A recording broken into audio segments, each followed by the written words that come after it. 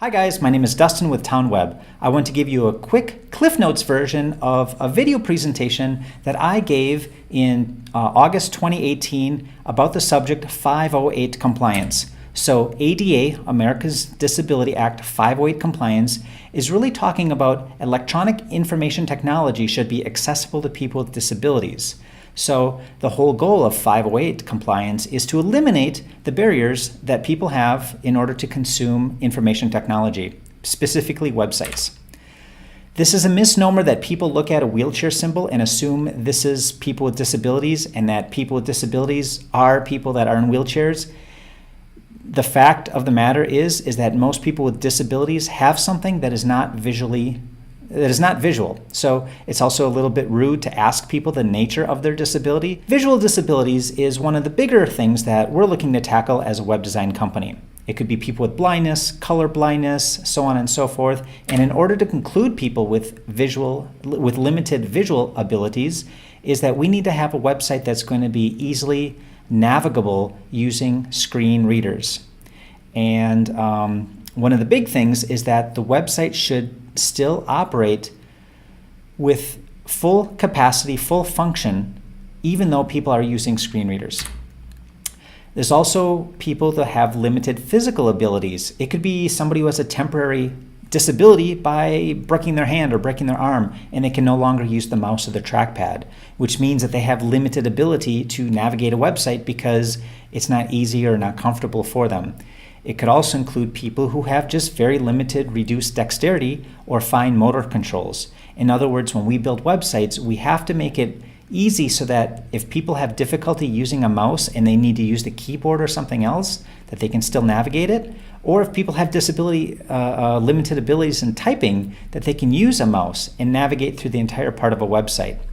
Also, it could be that people have a difficult time clicking on small buttons or links, or if two links are together and, because of limited fine motor control skills, it could be difficult to click on one without accidentally clicking on the other.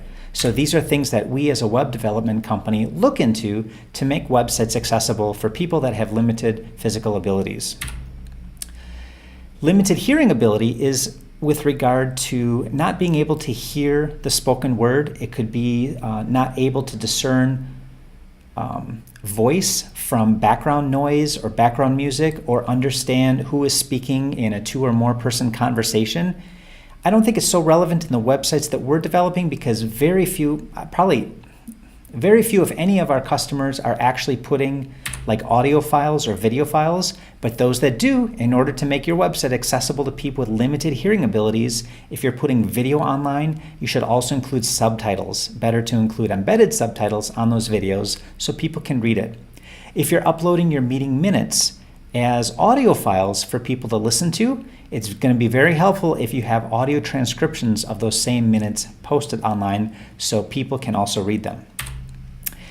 Also, for people who have limited cognitive abilities, it could be something simple like dyslexia. It could be having short-term memory loss and things like that, being easily distracted.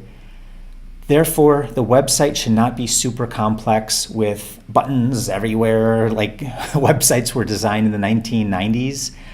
It should have a very simple layout. Basically, navigate from top to bottom and left to right so people can see and understand the logic and the flow of content of a website. And one thing I've heard too is people who have dyslexia, they'll have an easier time reading content if it is text that is left justified instead of center or full justification. Okay, now I'd like to show you a quick video example of how a website can be navigated with a screen reader. In this example, I'm going to be using a Macintosh computer. It comes built in with a program called VoiceOver, and it's going to be speaking the text as it navigates through. Link. Government. Expanded. Link. Visited. Link. Agendas and minutes. You are currently in a group. Link. Download PDF agenda for Town Board July 23, 2018. Link. Download PDF agenda for Town Board July 16, 2018. Link. Download PDF minutes for Town Board July 16, 2018. Link. View video for Town Board July 16, 2018.